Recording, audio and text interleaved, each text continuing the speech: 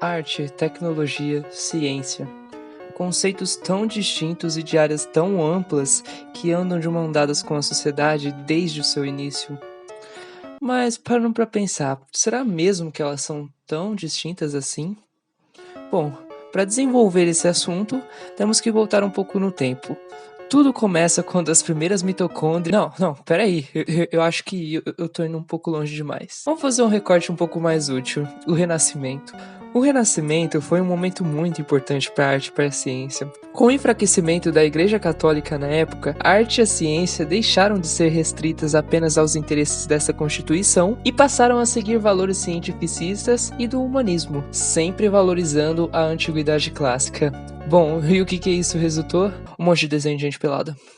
Mas agora falando sério, o que o Renascimento tem a ver com a ligação entre arte, ciência e tecnologia? E bom, a resposta é muito simples, basicamente tudo. Foi nesse período que muitos conceitos e tecnologias surgiram a favor do artista. Leis sobre perspectiva foram aprimoradas, o estudo de dissecação de cadáveres nos deu o conhecimento anatômico tanto na arte como na medicina, a utilização de telas para pinturas a óleo, a câmara escura para desenhos com proporções mais apuradas e o uso de espelhos para projeções em superfícies. Tudo isso e muito mais foram tecnologias muito importantes para a arte e que são utilizadas até os dias atuais. Ficamos de acordo então que esses três conceitos estão muito mais próximos do que parecem, ok? Entendendo isso, nós vamos avançar um pouquinho no tempo. Tem pouco mesmo, um tiquinho de nada, uns 300 anos. Após tudo o caos e todos os diferentes caminhos que a arte tomou até então, finalmente temos a invenção da fotografia, que veio para dar um chute na bunda da câmera escura. A fotografia foi um grande marco para a arte e para a tecnologia, pois foi a partir desse ponto em que aprendemos a congelar o tempo, não de forma literal. Claro. A fotografia começou a se desenvolver e se envolver no aspecto artístico. Foram desenvolvidas diversas técnicas de fotografia. E além disso, muitos artistas a utilizavam de forma complementar aos desenhos, ou como referências para cenas em ângulos extremamente difíceis. E cá entre nós, essas técnicas são usadas até os dias atuais. Um tempo se passou, os retroprojetores foram criados e tivemos as primeiras animações da história, que antecederam as animações da empresa que quase ninguém conhece hoje, a Disney. Os anos posteriores, ou seja, nos anos da guerra, foram muito importantes no desenvolvimento tecnológico principalmente, pois apesar de todo o caos e violência mundial, uma guerra tecnológica acontecia em paralelo. Com a criação do primeiro computador, percebemos que com o tempo poderíamos usar essa tecnologia para o entretenimento e para o avanço tecnológico, e não apenas para a guerra. Você já agradeceu ao Alan Turing, ateu, gay e pai da computação hoje? Hein? Vimos pela primeira vez uma tecnologia capaz de criar infinitas possibilidades de combinações entre seus bits. Aprimoramos tanto essa tecnologia que nos anos 80 já possuímos máquinas potentes o suficiente para reproduzir imagens com qualidade incrível de 16 cores. Porém, nessa mesma década, diversos modelos de computadores saíram. E nessa década acabamos descobrindo um mundo incrível que ainda seria muito explorado na arte e na tecnologia. Um mundo que viria nos impactar até os dias de hoje. O mundo dos jogos.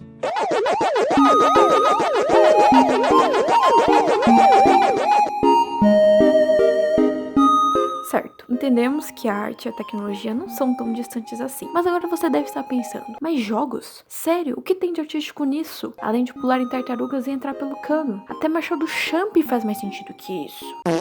Talvez no princípio o conceito artístico não era muito elaborado, muito menos o foco da desenvolvedora, mas foi com o jogo Space Invaders para Atari, lançado em 1978, que vimos sprites de algo que fosse além de um pixel na tela, indo de um lado para o outro. Esse jogo foi para os arcades e fliperamas, bem famosos nos anos 80, e que já cansamos de ver em séries e filmes saudosistas de uma época que nem vivemos. E foi nos arcades que um dos ícones da cultura geek apareceu, o Pac-Man. Vindo ao mundo no ano de 1980, comparado com seu amigo espacial trouxe uma riqueza de detalhes que até Van Gogh ficaria boquiaberto. O jogo da bolinha amarela é lembrado até hoje como um marco no mundo dos games, além de ser o primeiro jogo a ter uma inteligência artificial, já que os fantasminhas, que são os inimigos do Pac-Man, seguiam ele ao longo do labirinto, o que trazia um certo desafio para os jogadores da época. E falando de marco, não podíamos esquecer dos maiores ícones do jogo, tendo jogos lançados até hoje. Sim, é ele, Alex Kidd. Ué? Pera, não é ele? Mas eu jogava quando eu era criança. Ah, tá bem. Outra hora falamos dele. Mas agora falando sério, Mario Bros. O bigodudo mais famoso dos videogames, vindo ao público no ano de 1983, continua sendo a galinha dos ovos dourados da Nintendo. Apesar das limitações gráficas, é quase impossível não reconhecer este personagem que desde o início e até a atualidade teve a sua identidade visual constante e quase imutável. Tirando o seu novo look de gatinho, que, convenhamos, muito bonitinho. Falando um pouco sobre o ouriço azul mais conhecido do mundo,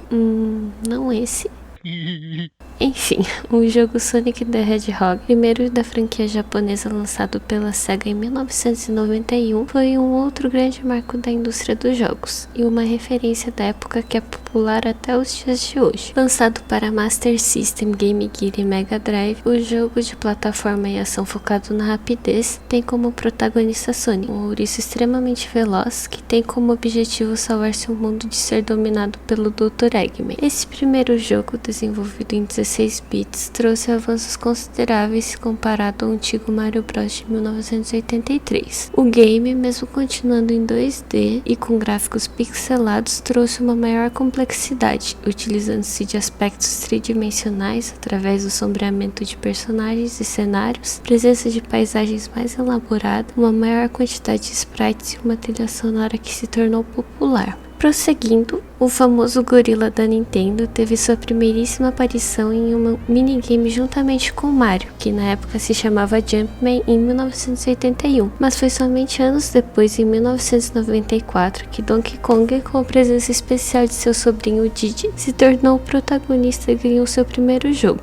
Lançado para Super Nintendo, o título se tornou um grande sucesso rapidamente por conta de seus gráficos, que mesmo sendo em 16 bits, tinham muitos detalhes e impressionaram na época, juntamente com sua trilha sonora marcante e seus níveis desafiadores e cheios de passagens secretas, que deixavam o jogo ainda mais interessante.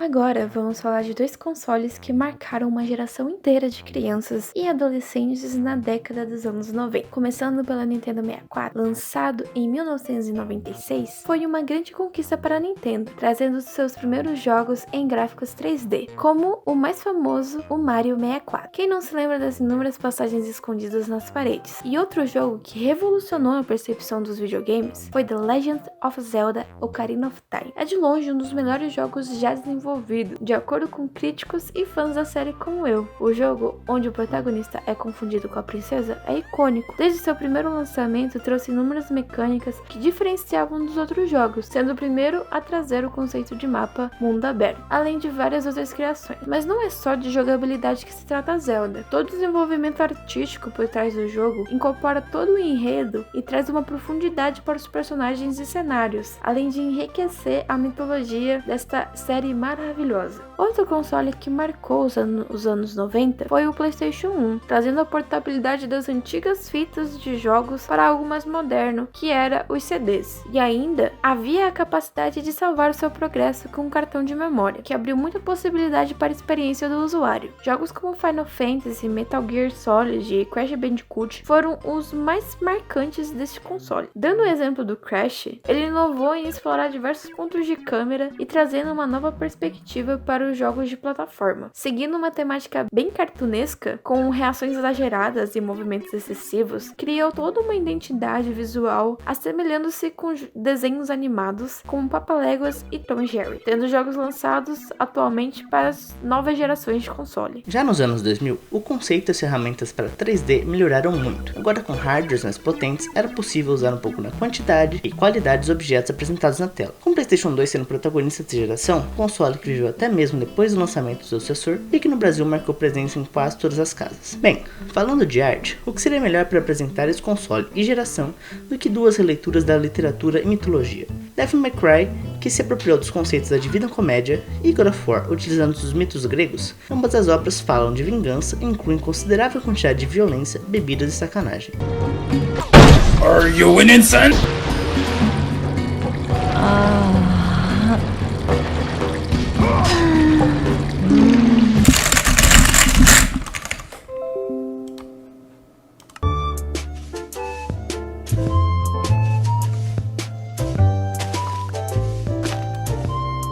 Ou pelo menos o suficiente para se comparar às histórias originais. Os dois títulos tiveram destaque por sua jogabilidade fluida e visual imponente.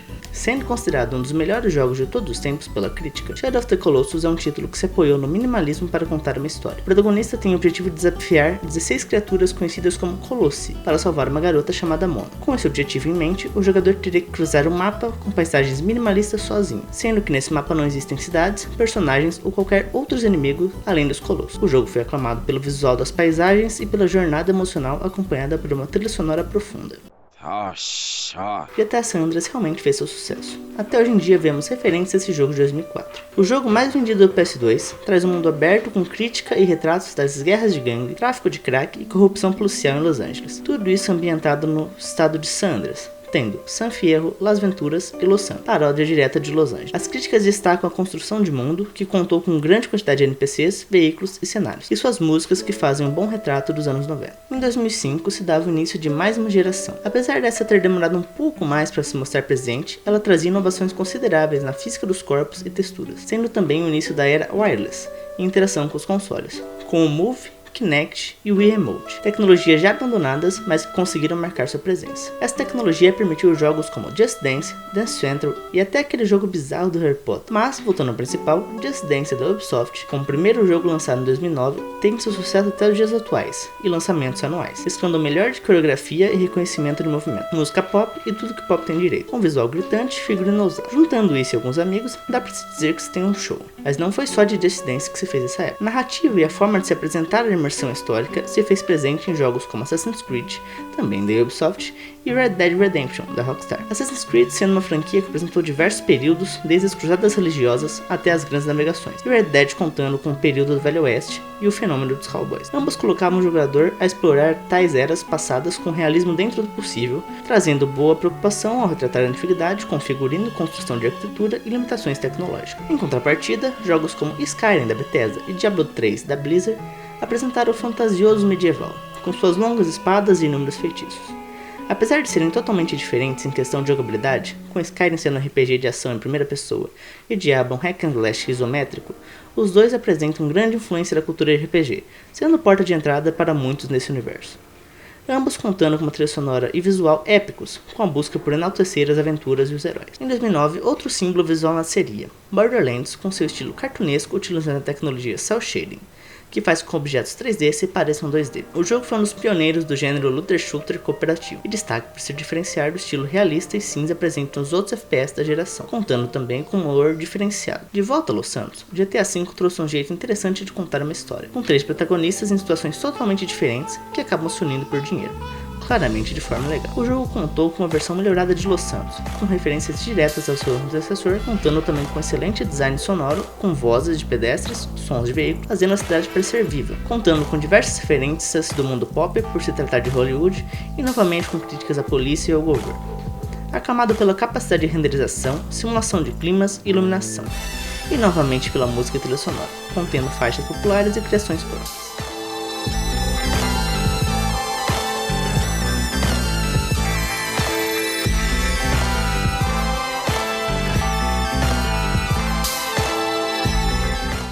Comentando um pouco de jogos com incríveis visuais, Ori e Gris são grandes nomes nessa categoria. Ori and the Blind Forest é um jogo de aventura e plataforma 2D com cenários deslumbrantes que tem uma narrativa muito transparente, contando a história de Ori, um espírito guardião que acaba se separando de sua família e tem que sair em uma viagem para salvar sua terra que está à beira da decadência. Já Gris, que na minha opinião é uma arte em forma de jogo, fala essencialmente sobre a jornada de uma jovem tentando superar uma dolorosa experiência. Tendo mecânicas super simples e entendíveis, o jogo foca mais no aspecto sonoro e principalmente visual, contando com as cores para mover sua narrativa e fazer com que o público sinta através delas. Em um universo inspirado em insetos, Hollow Knight, um jogo de aventura e ação 2D do estilo Metroidvania, proporciona grandes desafios. Além disso, traz um visual único e todo desenhado que reflete a individualidade de seus personagens por meio de suas figuras e também retrata uma jornada solitária através de seus cenários ricos em detalhes com a predominância de cores frias e tons escuros.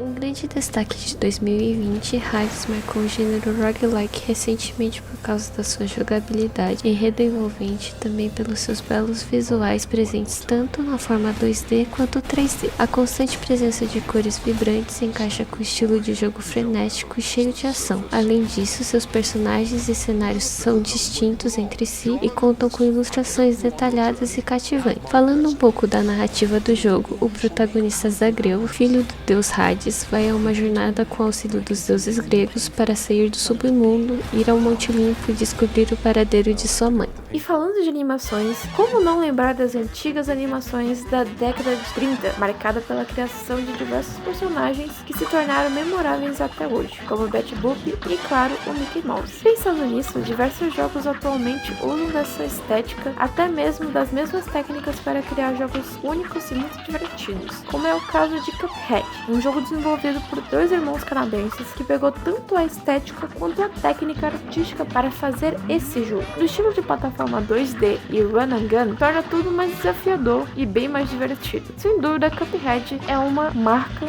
para os jogos indies. A série Dark Souls de RPG e ação 3D em terceira pessoa possui diversas personalizações na hora de montar seu protagonista, podendo deixar ele bonito ou nem tanto. Conhecido principalmente por seus níveis fáceis,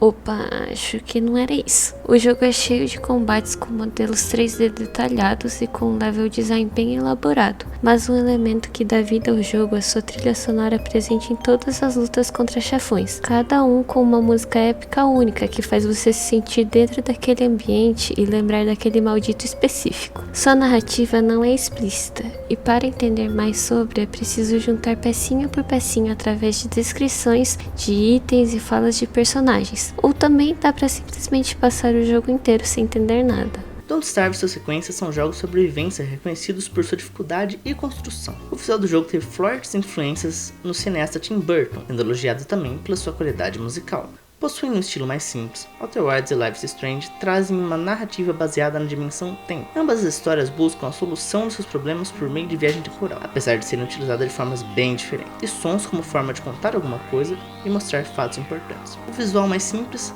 não atrapalha, é considerado uma ferramenta que leva o jogador ao lugar certo. Os gráficos pixelados que relembram os primeiros games são utilizados até hoje em diversos jogos, com abordagens e estilos diferentes. Alguns que podemos citar são Katana Zero, que possui uma estética retrô e futurista, com a predominância de luzes neon, Dead Cells, com cenários extremamente detalhados que são ao mesmo tempo fantasiosos e sombrios, Celeste, que foi criado com a participação de brasileiros, possui um estilo mais simples e colorido, utilizando-se de silhuetas e formas menos complexas, porém muito bem distinguíveis. Undertale, um dos jogos indies mais famosos da atualidade, sendo desenvolvido por apenas um único homem chamado Toby Fox, levando mais de 2 anos para fazê-lo. Em 2015, conhecemos um dos jogos mais únicos de todos.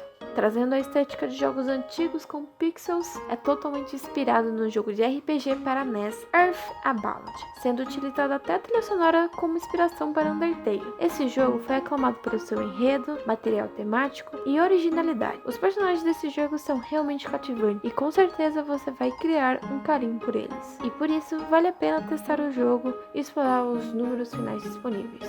Como dá para perceber, apesar da constante evolução da tecnologia e da arte, ainda utilizamos de antigas ferramentas e métodos para atingir o resultado desejado. Diversos jogos hoje em dia ainda usam da pixel art como uma ferramenta e estilo muito fundamental, e o mesmo ocorre no meio artístico. Apesar de termos mesas digitalizadoras e modeladores 3D, muitas vezes precisamos voltar ao tradicional para conseguir reinventar e aprimorar as antigas técnicas.